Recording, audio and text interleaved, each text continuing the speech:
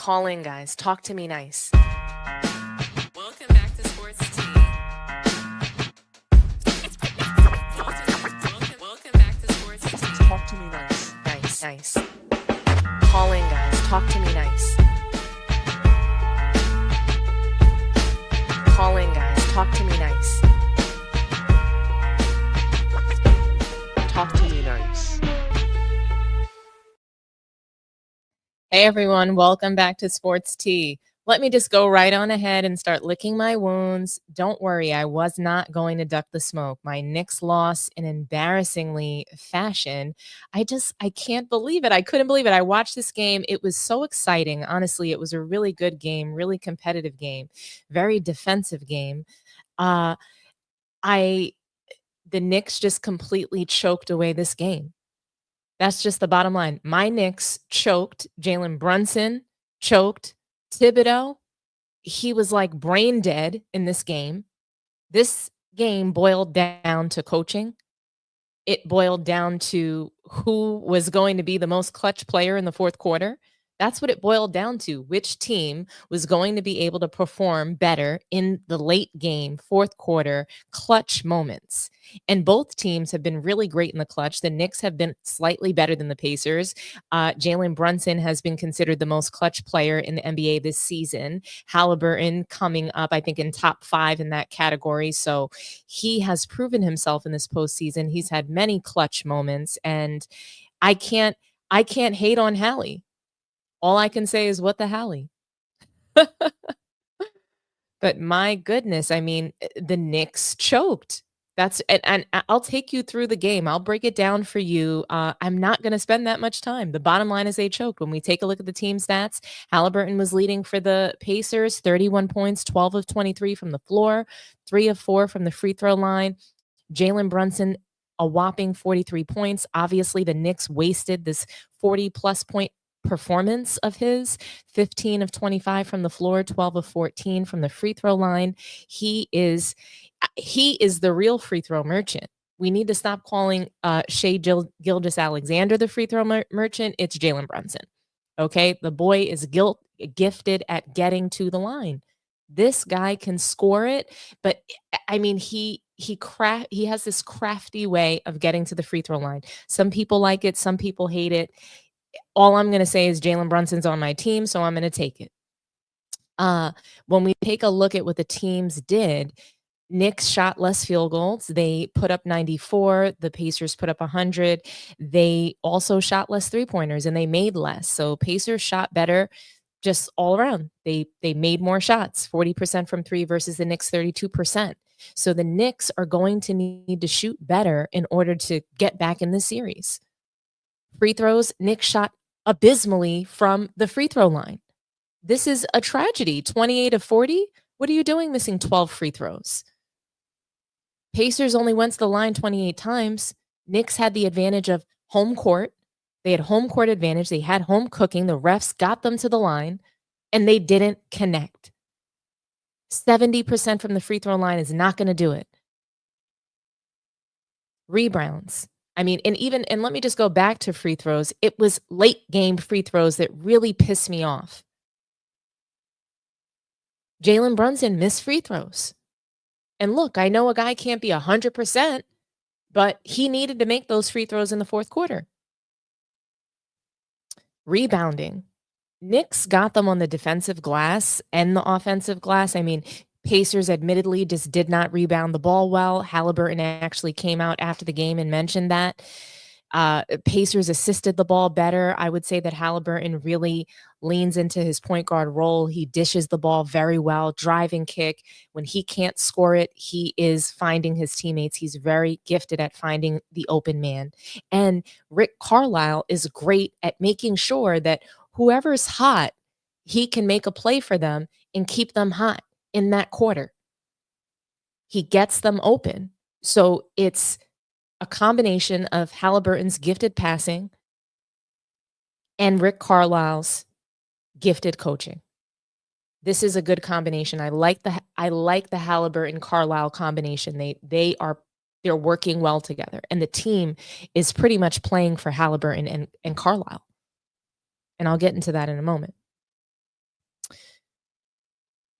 The Knicks led by as many as 17 points, and the Pacers walked them down, absolutely walked them down in the fourth quarter in 2 minutes.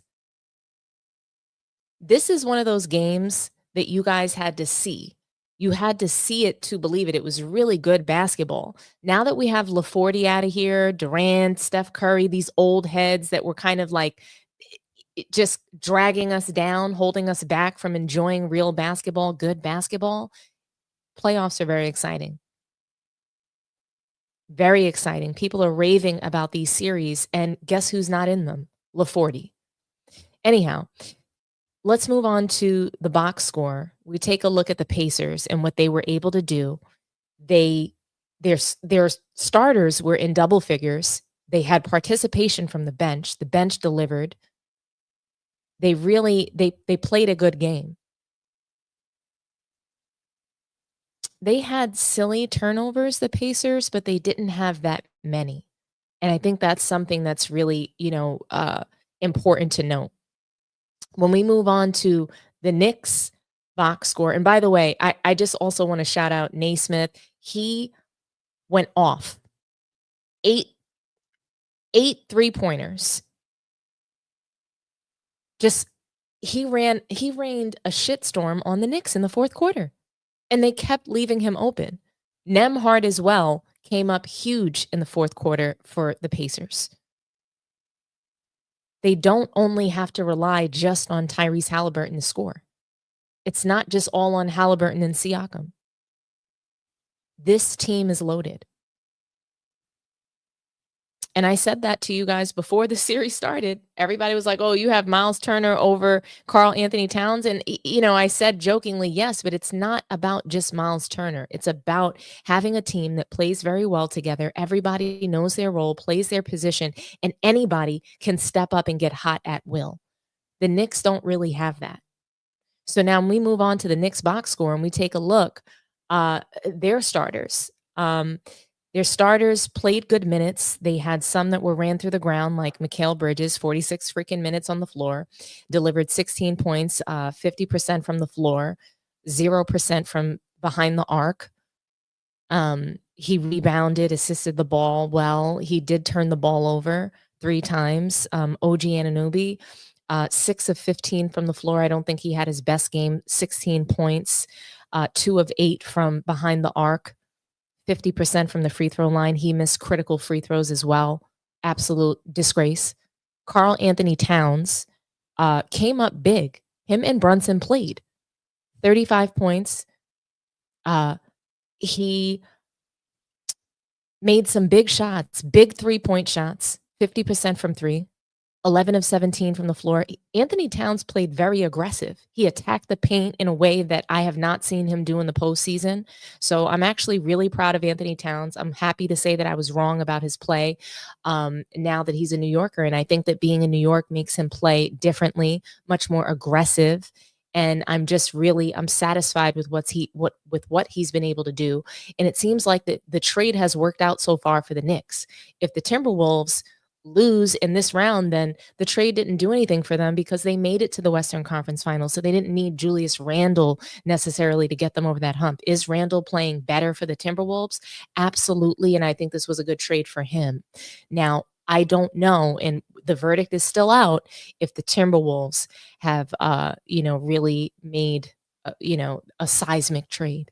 But anyhow, just taking a look at this box score, some other things that jump out to me is that Jalen Brunson had 7 goddamn turnovers. Yeah, he scored 43 points, but he only hit 1 3-point shot, 1 of 6 from behind the arc. And Jalen Brunson's a gifted scorer. I mean, he was backing down Shepherd, backing down Haliburton, backing people down into the paint, getting to his spots, getting to his mid-range, hitting difficult mid-range shots. The talent is there. He's honestly, Jalen Brunson for me is the best point guard in the league, but that's obviously debatable.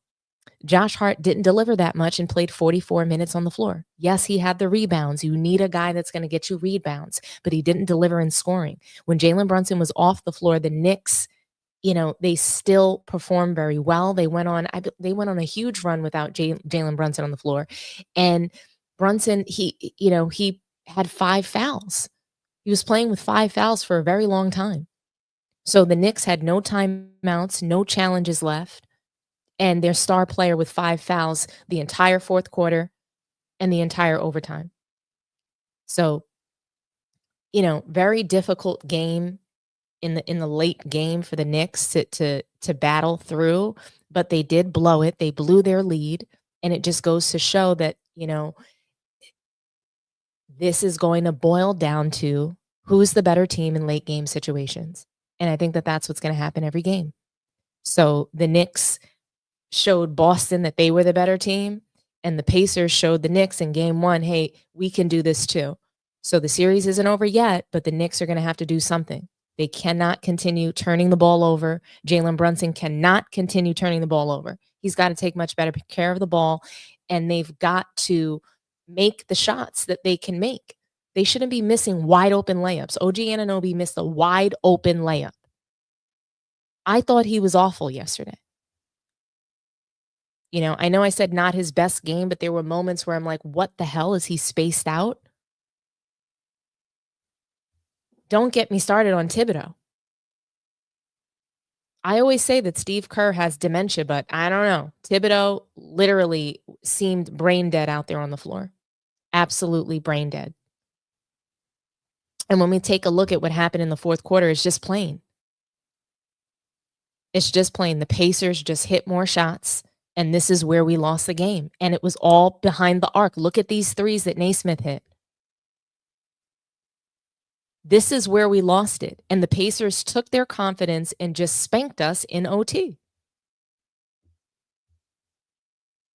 And of course, Haliburton threw up the choke for Reggie Miller. And Reggie Miller had some words, and I'm going to play them for you guys as a Knicks fan. These were some historical moments. Reggie, I think, is 3-3 against the Knicks in playoff series. Lost a lot, won a lot. Very legendary player in the Garden. But let's hear what he had to say about game 1. Yeah, that's the rivalry renewed tonight in the Eastern Conference Finals. I know. Falk downstairs. He said he better not see you tonight.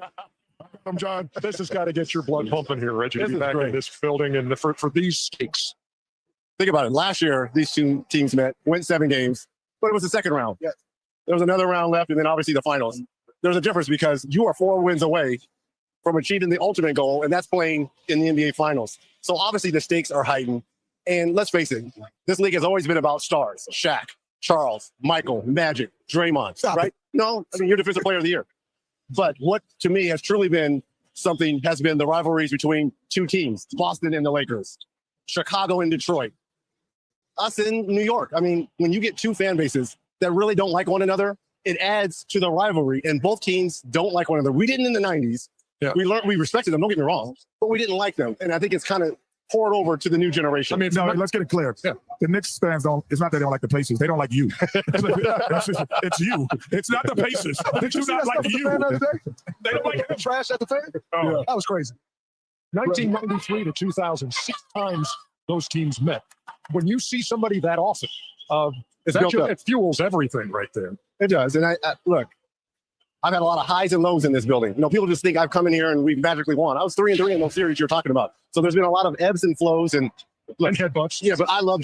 There needs to be more people like John Starks. People don't understand how much of a competitor John Starks is. Don't try to be nice now. He's downstairs waiting on you. I hope he is. John, he's downstairs. I hope he is. Hey, Reggie. Reggie, you had great performances in this building. Being an Indiana guy, you pull Tyrese to the side and say, hey, this is how you should handle it. This is what you should do. This is what you should expect. I think Tyrese is creating his own legacy because when your peers come out and call you overrated. Now, I know there was only like 13 people that said that or whatever on that anonymous poll. Yeah. But when your peers come out there and say you're overrated, I think not only did that light a fuel underneath him, but if his teammates are like, wait a minute, you don't understand what this guy goes through every day. We see him every day in practice. I think it is light a fuel under the Pacers, and that's why not only his performances during this postseason, but the way the team has played, a lot of that has to do with the athletic bowl.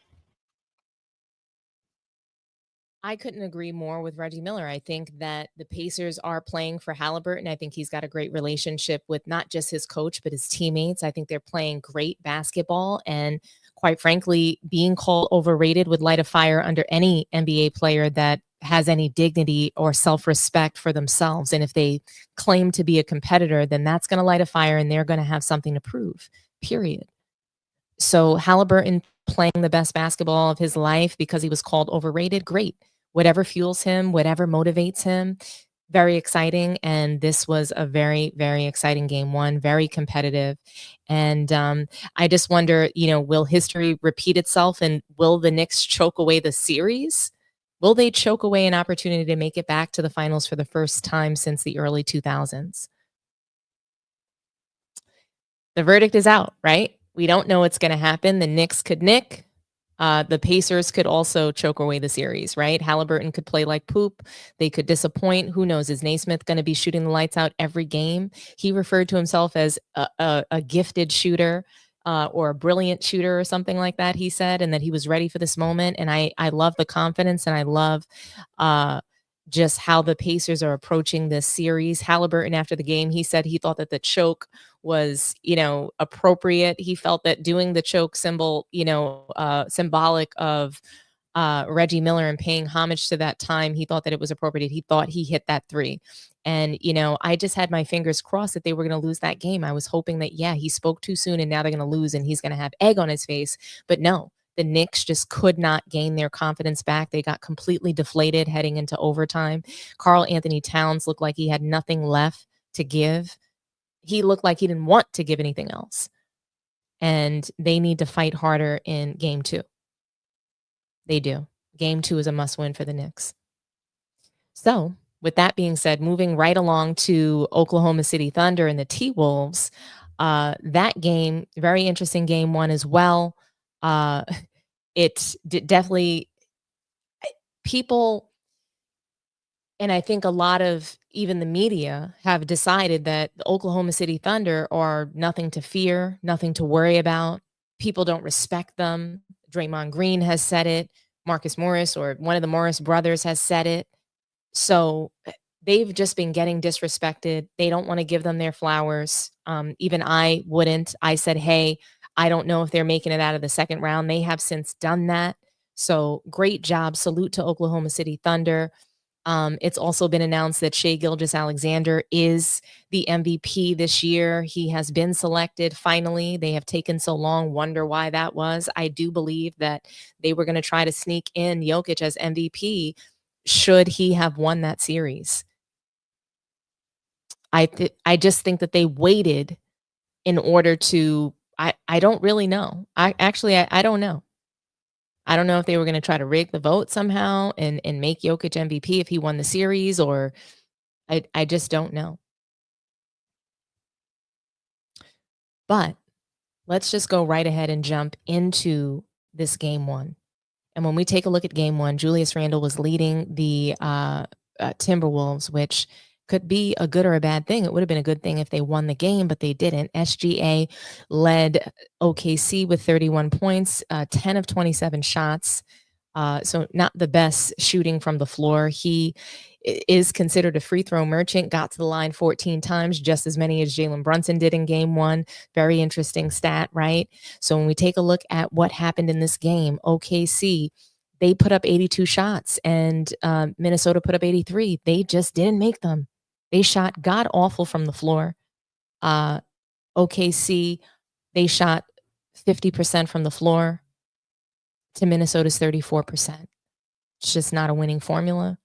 They also made less three-pointers. They hit 15 threes, and OKC, they hit 11. So they are not a good three-point shooting team. They're just not. SGA, I don't think he's great from three-point land. And the team, they come and go. They can get hot, but it comes in spurts. So the free throws, OKC made more of them. They went to the line 26 times, 5 more times in Minnesota. They also rebounded the ball better. So, they got 37 rebounds to the Minnesota's 30 defensive rebounds. So OKC didn't need as many offensive rebounds because they made more shots. When you take a look at the assists, they also assisted the ball better. They did everything better. Minnesota turned the ball over more. They conceded more points off of those turnovers, and that's the critical piece. So they could only capitalize off of, I don't know, just a few of OKC's turnovers. They were only able to convert 10 points out of their 15 turnovers. There should have been more opportunities created out of that. Minnesota couldn't capitalize. They got killed in the paint as well. OKC absolutely murdered Minnesota in the paint. So they need to do something differently, and I think it's going to be, their rim protection. I think they need to take a look at just doing things differently in game 2. I think they have a better idea of how to play them, and hopefully they come out and adjust. When we take a look at the box score and the Timberwolves box score, again, look at what this starting team did. Not that much. Anthony Edwards, 18 points. I didn't feel him that much out there. 5 of 7 from the free throw line, 4 turnovers. Julius Randle had 5 turnovers. They combined for 9 turnovers. It's not good. Mike Conley not delivering much as the point guard. 23 minutes on the floor, put up 7 points, put up 5 3-pointers, 1 of 5 from the floor. They shot horribly from behind the arc. The bench didn't deliver. They normally do. Everybody played. They just threw everything that they could at OKC. They tried to play deeper, and it didn't work. So this is where they lost the game, right in the second half. Third quarter, it was a goddamn blowout. You take a look at how many shots Minnesota made. 1, 2, 3, 4, 5, 6 shots total. They made 50% of the shots that OKC made. OKC made 13 shots, 12 shots, something like that. It's a blowout. And it continued in the fourth. So Anthony Edwards and Julius Randle, they discussed the loss, and they don't seem all that concerned. They actually begin the press conference laughing, taking a look at the box score, saying how crazy it looked. And I agree, the box score was god awful. What's crazy? The 9 turnovers combined between the two of you? What was crazy? I'm just like, what's so funny? That's really more importantly, what is so funny? You just lost game 1 and you're laughing. So here's what they had to say. I did find it to be interesting. It's about 2 minutes or so. We'll listen together and react.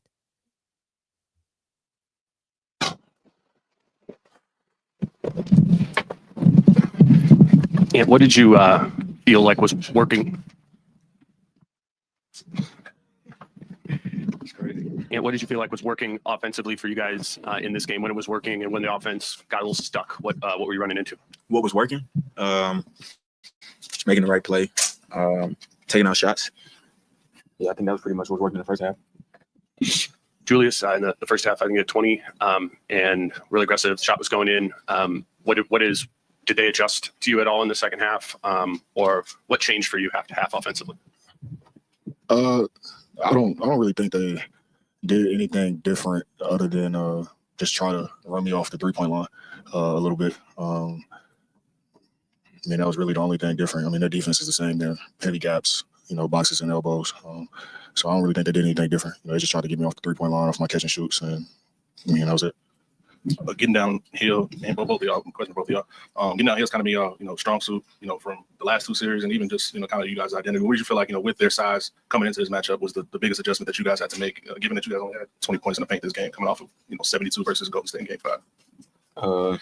I mean, they clog the paint. That's what they do. They don't got much size down there, so they bank on us not making shots, I guess. Go to the rim, it's like 4 people in the paint, so yeah, I guess they just be clogging the paint. They put like 4 bodies in the paint, make you kick it out. So just keep making the right play. Julius, what do you think changed defensively for you guys in the second half, or was it just a matter of them hitting more shots in the second half? I mean, the first half, what was it, 48, 44? So, I mean, it wasn't like it was a shootout in the first half, So it's just, even if we're not making shots, we still got to defend at a high level. And, I mean, we gave them 32 in the third, and then the fourth, it got away from us. Obviously, we gave them 38. But whether it's misses or makes, we still got to defend at a high level. And I think that was probably the difference in the second half. Obviously, we didn't shoot the ball as well as we wanted to tonight, but regardless of that, I mean, we really held them to 100 points into the end of the game. Obviously, where they made some baskets, so we gotta defend at a little bit better level in that third quarter. And Dante was saying in the locker room that it seemed like they were throwing different looks at you guys every other possession on offense. Just how did it make it hard for you to read, or hard for the team to read, or just how did you kind of process their defense? Yeah, I mean, it was hard to process because he's right. It was different. It was different every time. I mean, heavy in the gaps. Sometimes trap the ball screen, sometimes don't. Sometimes just run and jump. It's kind of similar to like AAU. They remind me of like an AAU defensive team, just run and jump, fly around. So it's pretty good. Good to get it out of our system in game one. Good to get it out of our system in game one. Okay, well, let's see if they make these adjustments. That's the thing. Is Chris Finch going to adjust? I think this series as well is going to boil down to coaching and the others stepping up really big, and the superstars on teams not having to carry the load in the postseason. That to me is the common theme of what we're seeing. When we watched the Timberwolves beat the Lakers, it was somebody else every single game just beating the Lakers. Anthony Edwards wasn't dropping. He didn't average 40 in any series. Brunson and Karl Anthony Towns have to carry the load of scoring for the Knicks. And then it's the others that we're seeing on these other teams that are stepping up. And I think the conference finals, I think the finals, I think this year's postseason is going to boil down to what everyone can do as a team. I think it's going to boil down to winning as a team, playing defense as a team. That's what I really think. So I know you guys see the question down there. Is SGA the real MVP? This is something that was a huge debate throughout the season. If Jokic should be a shoo-in for it, he's playing his best basketball. He said he's playing the best basketball of his life. SGA is the MVP this season. I couldn't be more proud of him and this accomplishment for him. I think he was the MVP last season as well. He's been passed over, looked over. I think Jokic is overrated, and I don't think that he should be a 3-4-time MVP. I think that's a little crazy for what he does as a player. He doesn't do the things he's supposed to do as a center, and we're giving him MVPs because he's a 7-footer doing certain guard-like things. Very interesting to me, and I get it. He's got the triple doubles. He's got the stat line, but I implore people, I encourage people, I strongly encourage them to watch more than just highlights. Hold these players accountable to offense and defense. So SGA wins MVP, and he had a very emotional speech. I'm going to play it for you guys. Honestly, when I heard it, when I watched it, I actually teared up a bit. It was an emotional speech, and this means a lot to him. And I want you guys to hear it. It is a little lengthy, but I think that these are moments that deserve to be shared. I think that we have to spread more positivity in the sport, and it starts with us. So let's hear it.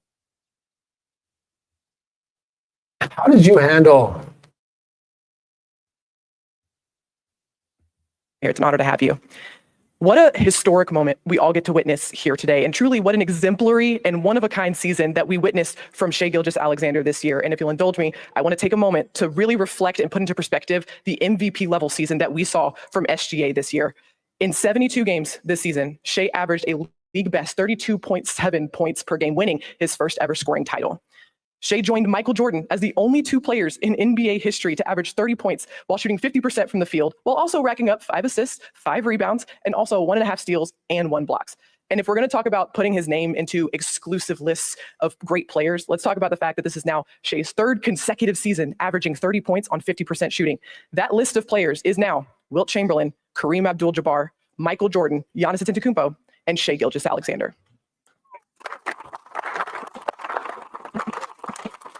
Shai was also named to his 3rd straight All-Star team this season, his 2nd year as an All-Star starter. And this is my favorite stat.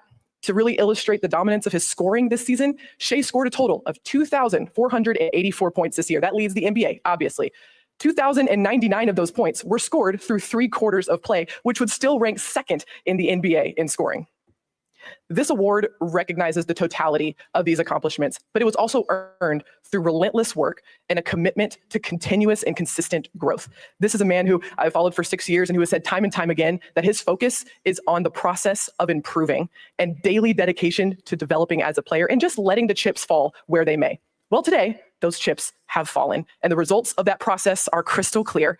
And Shai has officially and permanently etched his name alongside the greatest players to ever play in this league. So, without further ado, I introduce to you your 2024-25 Kia NBA Most Valuable Player, Shai Gilgeous-Alexander. Okay, I should have wrote something down. I would like to start this whole, I guess, speech with just thanking my teammates. Like, I can't say enough how much you guys mean to me, and not only as like a basketball player, but like as family. You guys, I know you guys know, like, we do everything together on and off the court. We go shopping, we eat. Like, you guys are really like my brothers, and I really mean that. And without you guys, sorry, none of this would be possible. And I want you guys to know, like, this award is your award too. So thank you guys so much. Then I would like to go to the organization from top to bottom: Clay, Sam, Coach, Nani, to the equipment guys, to the weight room guys. You guys do an amazing job of allowing us as players to just enjoy basketball. And I don't think that gets enough credit. Like, we come in here, everything's laid out. All we have to do is play basketball, have fun, and be kids. And I think that's why we've been able to grow the way we have. And thank you guys for that. And my people from back home. I have a crew in the summer: Mark, Devontae, Vince, Maurice, Sunday, guys that I grew up with. They've worked tremendous hours with me in the summertime to help me get to this point. And without them, I would not be the player I am today. There's Nate Mitchell, who helps me in the summertimes, Nem in the summertimes. Without you guys and the rigorous training schedule and the dedication to my craft that you guys don't get to be a part of, I wouldn't be the player I am today as well. So thank you guys for that. I also would like to thank my brother, my twin, my best friend since I was 2 years old, since he came out the womb. Thank you for everything. My partner in crime through it all. My dad for putting the ball in my hands. My mother, if any of you guys know my mother, she's crazy. And I told her the other day that, like, I always thought she was insane until I had a child, and I understood exactly what she was saying and exactly what she meant. And I love the person that she's turned me and my brother into, and she is a big part of that. And then the one and only Haley Summers.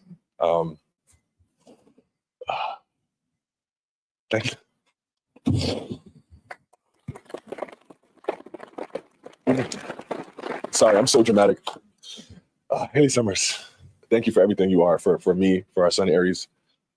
You were the first person to show me what love really meant. What love really meant, what sacrifice really meant. And I can't wait to spend the rest of this journey called life with you. So thank you for everything. I wouldn't be the man I am, I wouldn't be the player I am, I wouldn't be the father I am without you. And thank you for that. So thank you, everybody.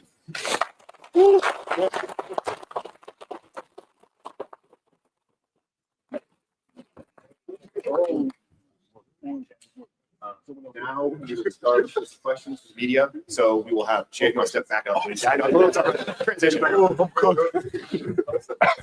Good luck with the first question here, guys. So if you want to raise your hand, we'll bring the mic. Hold on, one more thing. Sorry, you got it. I got caught up in crying, and I forgot to mention my. Sorry, I got caught up in crying and forgot to mention my management crew. You guys have changed my life from the moment you stepped into it, and helped me really just go after what I want in life. And without you guys, like, the last couple of years is no fluke. Like, it's been as smooth as it is because of you guys, and thank you for that. So, all right, go ahead, Matt. All right. Yeah. All right. So if you please raise your hand, state your name and affiliation, and then. I teared up again, guys. My goodness, it was just so, my gosh, he is just so sweet. I didn't even know. But something that SGA, I think, something that he said that really stood out to me when he thanked the organization. He said, thanks for allowing us to be kids and play. I noticed he thanked his dad for putting the basketball in his hand. I thought that was so sweet.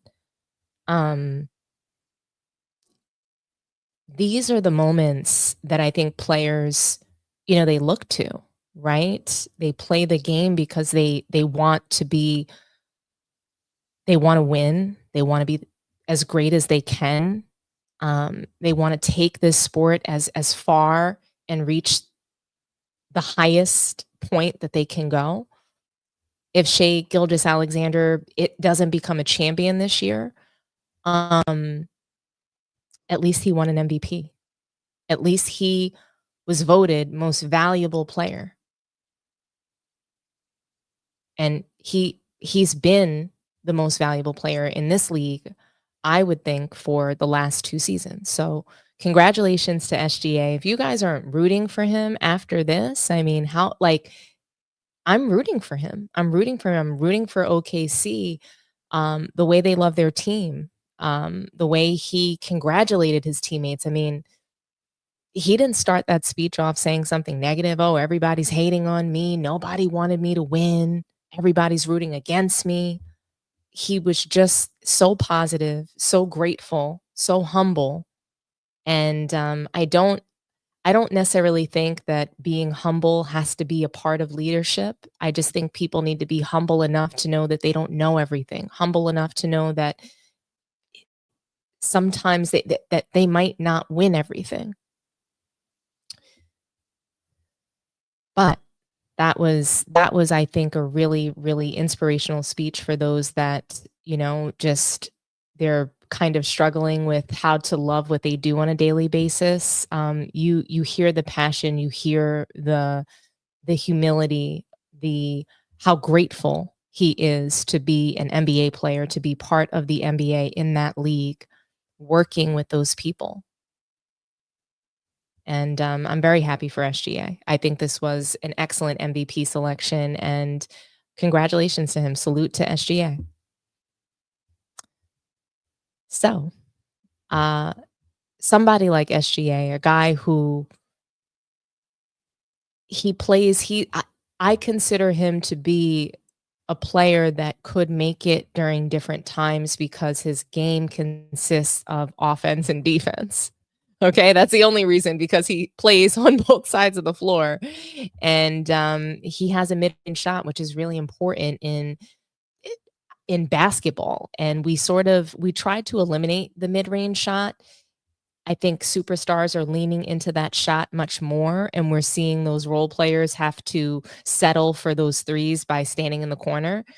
But SGA is one of those guys that I think he's going to be successful in the sport for a while because he can score many different ways. He attacks the paint. He's aggressive. I do think that if the league does something about those push-offs and the way that he's getting to the line and drawing the contact, if they change something in the rules to prevent him from doing that, I think he's going to have to adjust his game a bit. But I don't think he can't. I don't think he's incapable. But we'll see. He's the kind of player that he doesn't shy away from the big moment, and he seems very poised in big moments, SGA. So I'm excited to see what he's going to do throughout the series, if it's going to be a close series or not, if we're going to have some nail biters where we're sitting at the edge of our seats. I'm excited to see where this series is headed. Of course, Skip Bayless said that Ant-Man turned into Can't-Man, and it certainly looked that way. So we'll see. We'll see what happens in game 2. Are the Timberwolves going to adjust? Is OKC going to keep their foot on their necks? We shall see. More to come. But we're going to move on to the next topic. And when we talk about the playoffs, we talk a lot about the fourth quarter. We talk about the last shot a lot. And a lot of that is because of LeBron James and his unwillingness to take the last shot. And throughout the years, we've all wondered why. Why does LeBron James not want to shoot the last shot? And of course, he's still yapping on Mind the Game.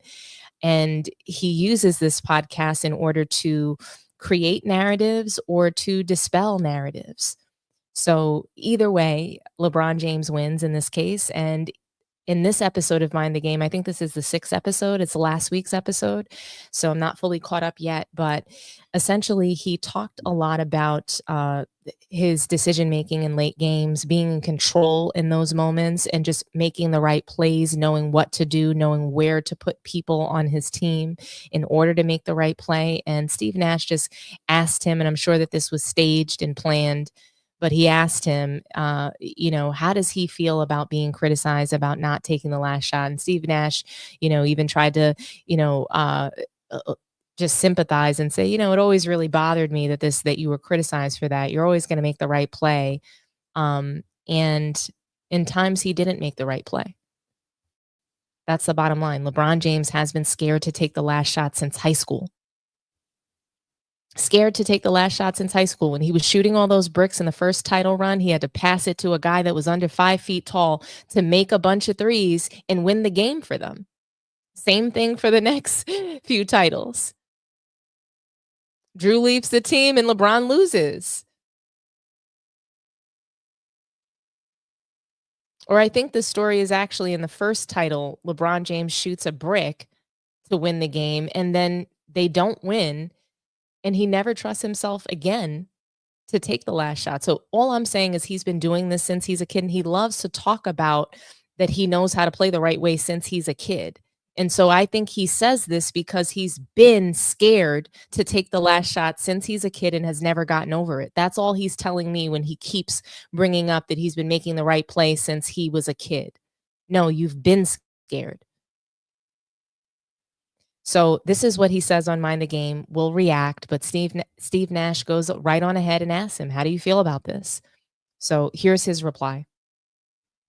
How did you handle, I remember earlier in your career, you used to take criticism for not taking the last shot when you made the right play. Like, how did you handle that? Because that always bothered me. I was like, he can force something right now. He's drawn 2.5 defenders, or he can make the right play. Like, how did you navigate all the noise versus being true to who you are, which is a basketball player plays with intelligence, feel, the right read? I just stayed true to what got me to that point.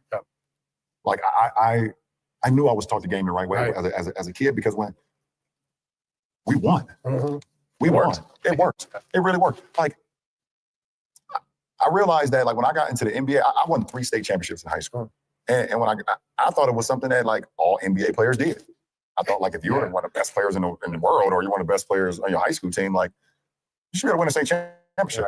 And I got in the NBA, and there was a lot of guys that never won a state championship, that never won an AAU nationals finals, that never won. And I was like, oh my goodness, I absolutely was taught the game the right way. And we all succeeded and have fun doing it. Like, it brought so much enjoyment to be able to play the game the right way. If it was, I never averaged more than 30 points in high school. I think my highest average was like 27, 28, I believe. I know for sure. It wasn't about that. Yeah, it wasn't about that. I could have averaged 50 points a game if I wanted to, right my junior and senior year. But it was never about that. It was about, how can I maximize my teammates? How can I get the most out of my teammates in order for all of us to be successful? And we came here to win state championships, or we came here to win AAU tournaments and AAU national championships. And I felt like in order for me to win ultimately in the pros, even though it's a different level, I couldn't give up the essence of what made me fall in love with the game and how I was taught. Even if the criticism, like, it still goes on. Like, it happened in the 2020 finals when I played in the finals, and, I had an unbelievable game in one of the games to close out the Heat in the finals. And, I drove the ball, 2 or 3 defenders came, and I found Danny Green wide open for a 3, and he missed it. And we went to a game 5, I believe, or game 6. You take it every time. And I'll take it every time. I take it every time. And people were like, why didn't you take the shot? He should have took the shot. There you go again, passing the shot. Like, never been there. It's never, it's one of the, I don't know the quote verbatim, but Theodore Roosevelt, headline, the man in the arena. The man in the arena. It's like one of my favorite quotes about being mirrored with dust and everything. And it's always the guy that's not in the arena is the one that's the loudest and talks the loudest. But you've never stepped foot in an arena, so how can you ever challenge what I am doing? It's like, it's a cool. You never step foot in the arena, so how can I challenge what you're doing, LeBron?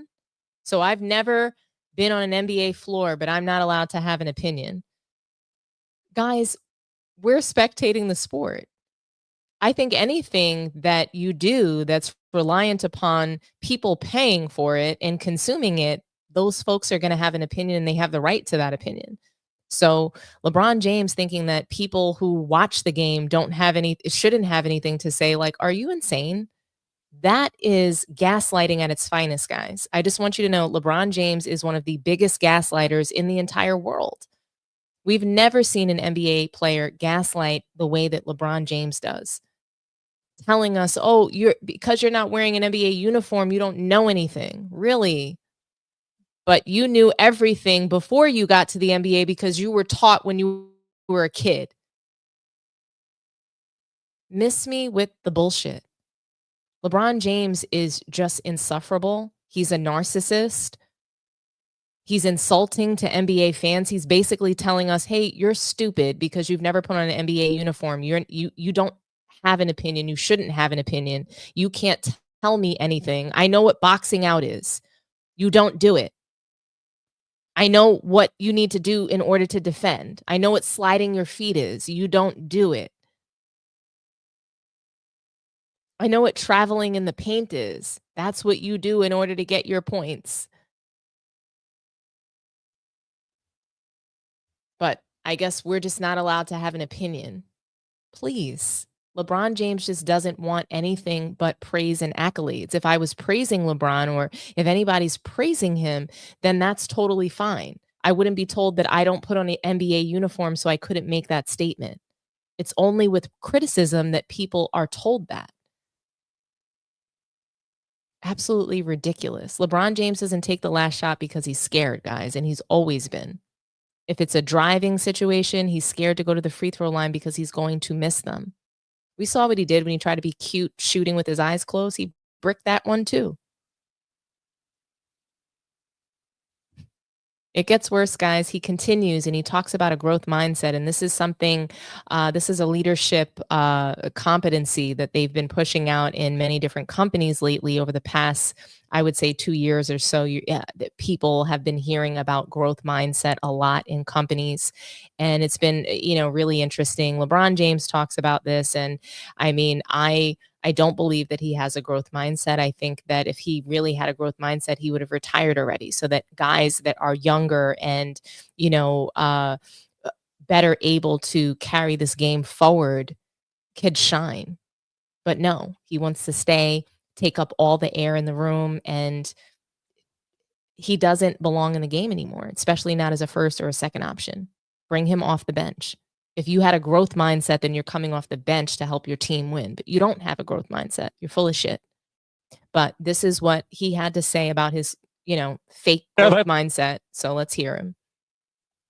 I think I talked before about like the little ingredients along the way that make you who you are. You don't know why, but this thing ended up being really important later. It's like, if you just look at your profile as a high school player, like essentially biggest, strongest, fastest, most athletic kid out there.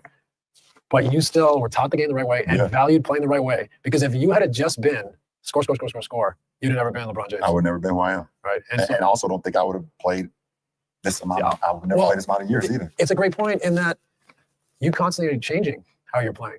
You don't have to have the ball all the time. Your numbers are like MVP caliber numbers, but it's not with the ball all the time. Yep.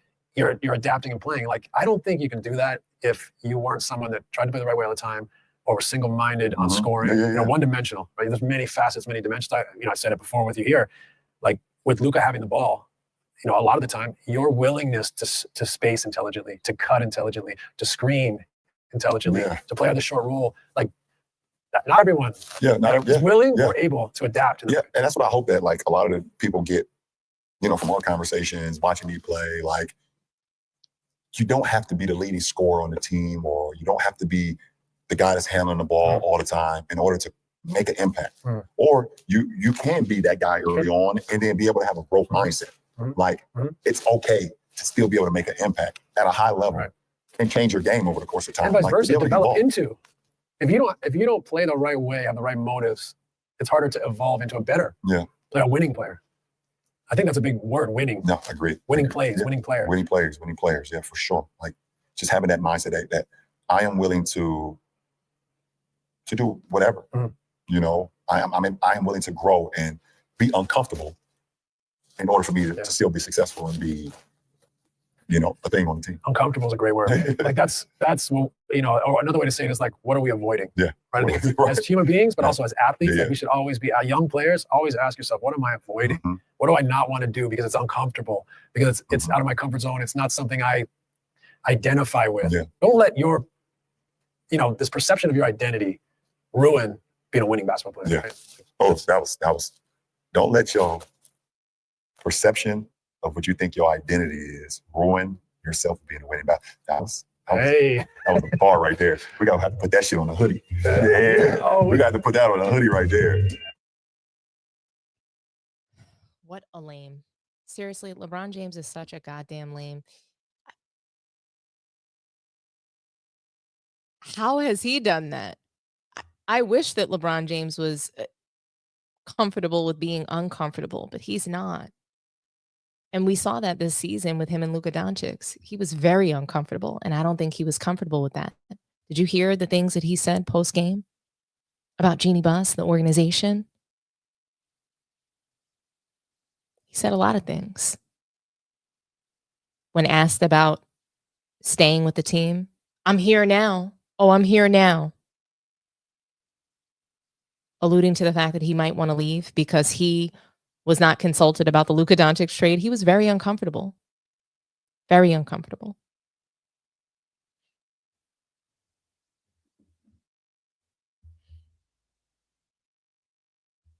I think that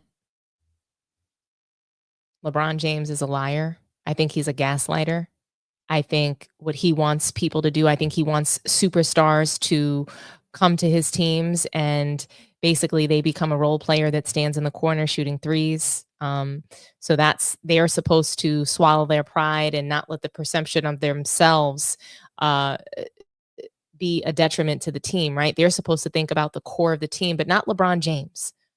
LeBron James is putting Bronny on the court, drafting Bronny to the Lakers. That's what he's doing.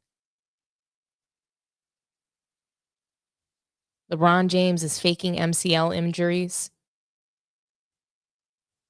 checking to see if he's going to get a foul, faking it on the floor.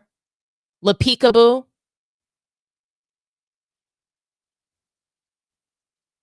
Blaming role players. I don't get it. I really don't. That doesn't scream growth mindset to me. Doesn't seem like somebody who does what's best for the team. LeBron James does what's best for LeBron James. That's what narcissists do. They do what's best for themselves. They think they are the best. They think everything they do is the best. A narcissist believes that not only do they think everything they do is the best, that they think that everybody should do things their way because their way is the best. Their way is the best, and everyone should do it that way.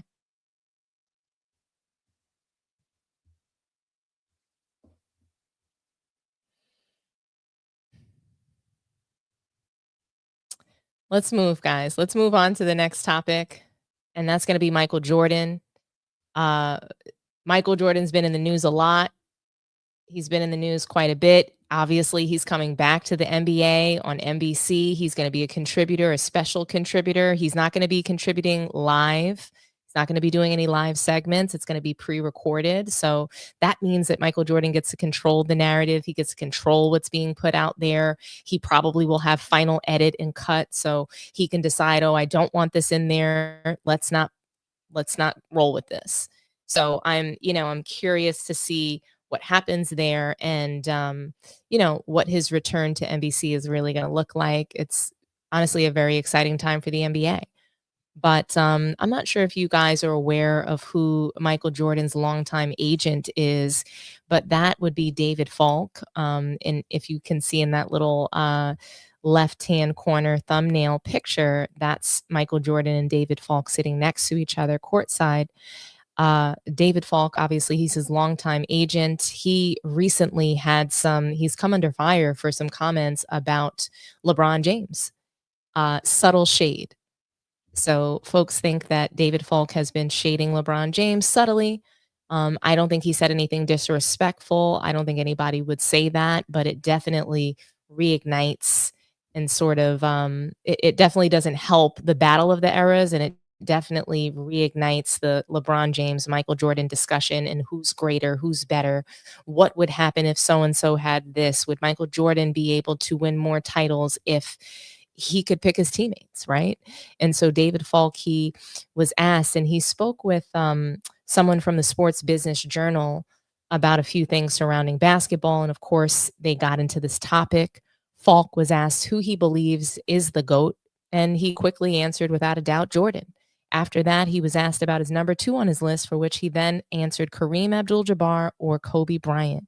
Falk was then asked for his opinion on Lakers superstar LeBron James. The 75-year-old said that James might be among his top 10 players of all time and threw some shade at the 4-time NBA champion. He said, probably. I think it's interesting. He said probably. So basically he's saying LeBron James isn't even top 10 for me. He's not being disrespectful to say that, but he ain't top 10 for me. So if Falk is 75 years old, that means he's seen a lot of basketball. So LeBron James just probably doesn't fall into that top 10, but he said probably. So then before delivering the quote of the day, he says, I really like LeBron. Of course, you have to qualify everything you say about LeBron before the media comes, before the boys come and get you. But he then goes, I really like LeBron, but I think if Jordan had cherry-picked what teams he wanted to be on and 2 other superstars, he would have won 15 championships. Now, guys, I don't know how I feel about hypotheticals. I don't love it.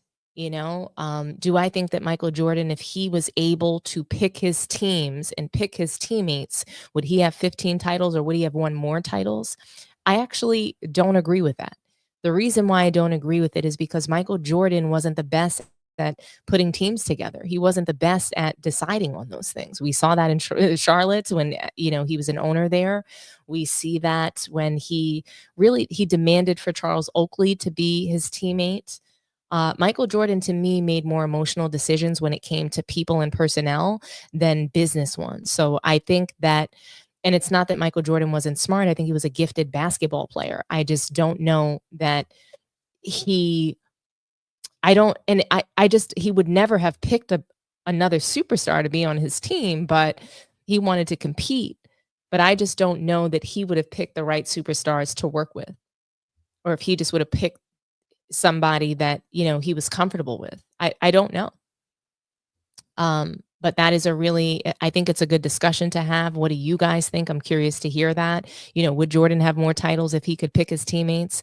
I do think that a lot of people are going to call cap that LeBron James didn't have all this help. And, I have to get going, guys. I don't have much more time to stay live, but I can tell you right now, and I'm going to expose and cook LeBron James and his fans right now, because it's just not true. Let's take a look at all the superstar, all-star help that LeBron James has throughout his career. Dwayne Wade, Chris Bosh, Shaquille O'Neal, Mo Williams, Shane Battier, Anthony Davis, Kevin Love, Ray Allen, J.R. Smith, Kyrie Irving, Big Z, Andrews Vareo, Tristan Thompson. What's that, 13 people? 13 all-stars that LeBron James has played with? So these are LeBron James all-star teammates, but he's been quoted, we didn't have the right personnel. He always has an excuse. He said the role players made him lose. That's what LeBron James has said on multiple occasions. The role players made me lose. They did it. It's their fault. They couldn't hit the shots.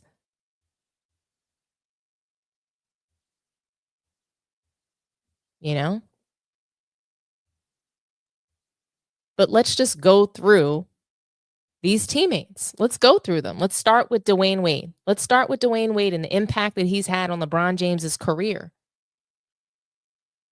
He was already a finals MVP and one of the best 3 players in the world. LeBron James put a top 3 player in the world on his team. He actually went to his team. He went to Dwayne Wade's team to win titles, to learn how to win titles. Together, they led the Miami Heat to 4 consecutive finals appearances and 2 championships in 2012 and 2013. Wade's slashing, defensive intensity, and leadership allowed LeBron to grow into an even more complete player, while their chemistry on the court produced some of the most iconic highlight reels in NBA history. Wade also sacrificed, and this is key, guys, this is key. Wade also sacrificed his own numbers to accommodate LeBron, showcasing his selflessness and commitment to winning. Though Wade's prime years faded during their time together, his presence was instrumental in helping LeBron capture his first rings. Their bond, both on and off the court, remains one of the strongest in NBA history.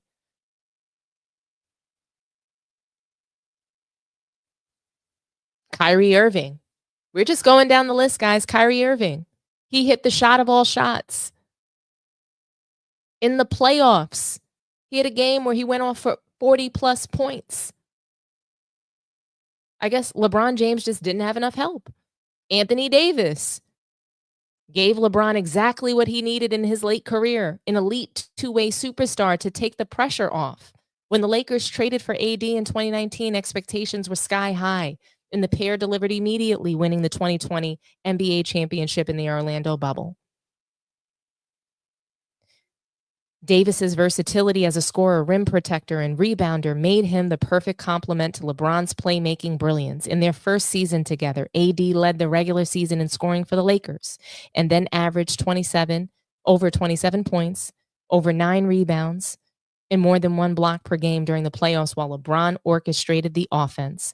While injuries have slowed Davis since, and the big man is now a member of the Dallas Mavericks, in the Doncic trade, their pairing remains one of the most potent duos in modern NBA history. No doubt LeBron will be very fortunate to have another top 75 player of all time alongside him. And guys, fadeaway.net, they are the ones that provided me with this info, and I'm grateful to them. So thank you so much. Salute to you, fadeaway.net. Chris Bosh. He's one of the forgotten members of Miami's Big Three and was most recently insulted by none other than Rich Paul, the leader of the Clutch cult. He basically said that Chris Bosh was never that good. He was never a superstar. He was never like really that guy on Toronto, you know. But another guy, another number one option from another team that LeBron James had, an all-star, an Olympian, a 2-time Olympian. Then we fast forward to Russell Westbrook. Some call him Westbrick, some call him Dress Brick. But Russell Westbrook's stint with LeBron on the Lakers was short and turbulent, but it shouldn't overshadow his legacy. A walking triple-double and former MVP, Westbrook brought relentless energy to every game, and much was expected from him when he joined the Lakers. While his fit with LeBron was far from seamless and the point guard suffered from the media because of it, Russ still showed flashes of brilliance, particularly on the stat sheets. He averaged 18.5 points, 7.4 rebounds, and 7.1 assists per game in his first season, and it followed up with 15.9 points, 6.2 rebounds, and 7.5 assists per game in his second season, albeit with some inefficiencies. Despite their struggles as teammates, Westbrook's inclusion on this list highlights LeBron's resume, which includes collaborations with star players of different styles. While their partnership didn't result in a single playoff appearance, it added another Hall of Fame name to LeBron's staggering list of teammates. Staggering. Ray Allen. I mean, another guy hit the shot of all shots in 2013. Absolutely incredible. Kevin Love. Another star from Minnesota that was pulled by LeBron James to Cleveland Cavaliers to help him win that 2016 championship. Kevin Love was a first option on Minnesota, an all-star. Love's most iconic moment came on the defensive end when he locked down Stephen Curry on the Cavs' final possession in Game 7 of the 2016 finals. That stop, along with his consistent presence as a rebounder and shooter, made him a vital piece of Cleveland's championship puzzle. And then you also have Rajon Rondo, who is a basketball savant, has incredible basketball IQ, made him an ideal partner for LeBron James during the Lakers' 2020 championship run. While Rondo wasn't the superstar he once was, he stepped up in the playoffs, earning the nickname Playoff Rondo. Isn't that interesting, guys? Playoff Rondo. LeBron James gets to play with Playoff Rondo. Lastly, Shaq Diesel. While Shaq's time with LeBron was brief and far from his prime, his presence during 2009 and 2010 season was still important at the time. O'Neal brought a wealth of experience and a larger-than-life personality to a Cleveland squad desperately chasing its first championship. So look, they didn't achieve any postseason success together besides getting to the second round, but yet another all-star veteran that he had. And guys, what do we think? I mean, let's just take a look at Michael Jordan's superstar, all-star teammates. The proof is in the pudding. Here's the evidence, guys. We're not making it up. Michael Jordan never played with anybody like Kyrie Irving. Are you guys out of your minds? LeBron had no help. LeBron James fans must be out of their mind. Absolutely insane. Michael Jordan had Scottie Pippen, Dennis Rodman, Tony Kukoc, and Robert Parrish. Come on now. What are we talking about here? I want to know what you guys think. Call in, talk to me nice. I have time for one phone call and then I have to jet, but I want to know what you guys think. Call in, talk to me nice. Let me know. I'll read some comments in the meantime. We got a super chat from Spurs and. Salute to you, Spurs and, for the super chat. Great takes today. Thank you for the $4.99 super chat. I really appreciate you. But if we're not going to get anybody to call in, it looks like we have our first caller, Sabrina. Thank you for calling in, Sabrina. Talk to me nice. Hi. Hi, how are you? I'm good, thank you. I want you to get another call. I just called to say hello when I watched this show. Oh today. no, I want to hear what you have to say. What do you think about this? Do you think that Michael Jordan would have more titles if he was allowed to pick his teammates? Of course. Really? LeBron sucks up all the air, like you said, and every player that he ever had, instead of letting them lead him to a championship, when he see that they're outshining him, he throws in the usual, start shooting bricks, just because he don't want nobody to shine at the end of the game. He'd rather lose than let somebody else get some shine, even if it's one or two times. He had so much help and he should have had more rings, but he didn't utilize his help that he advocated for, that he got chosen to his team, and he's just a loser, period. He's always going to be a loser, and he's going to be more of a loser because he should have retired. Mic drop. He's going to stink up the NBA come next year best that he can. But the narrative is not going to be as bad as they were because Michael Jordan is back. Wow. I'm with you, Sabrina. Thank you so much for calling in. I'm going to take the next caller. You have a good one, okay? Okay. Bye-bye. All right. Bye-bye. Thank you for calling Sports Tea. Talk to me nice. Hey, what's up there? How you doing? Is this Rod? This is Rod. Hey, Rod, talk to me nice. What do you think? Would Michael Jordan have more titles if he could pick his teammates? Yeah, probably not 15, maybe 8. I mean, I think, and it wouldn't be that hard to pick a player. He's going to get Charles Barkley on the team, right? Because that's his friend. You're saying that Michael Jordan, Charles Barkley on the team aren't going to win a bunch of titles? I don't think so, right? So you make your criticisms of him being a GM, which he kind of, I guess he's just more of an owner. He did the GM thing in Washington, and he paid other people to be GMing while he was owning the team. I really can't criticize him for being a bad owner or hiring bad people, but I think people are they're a little sus when they're trying to bring that up because, he's doing the same thing in NASCAR and they're a success. Just the luck of the draw. And that's another thing I have to say about people. The only thing he's been in NASCAR for the past 5 years. Stop you for a moment, Rod, just because, it's not a luck of the draw. And when you're a GM or you own a team and you own it for 20 plus years. So he's been owning the Hornets for a long time and didn't make that many great decisions. I'm not saying he was a horrible owner. I'm just saying that the decision-making didn't seem to work out. And so when you take a look at that, would he have actually picked Charles Barkley? So that's the question. Would he have actually picked him? I don't know he would have picked Charles Barkley because he was such a competitor. Would he have picked him?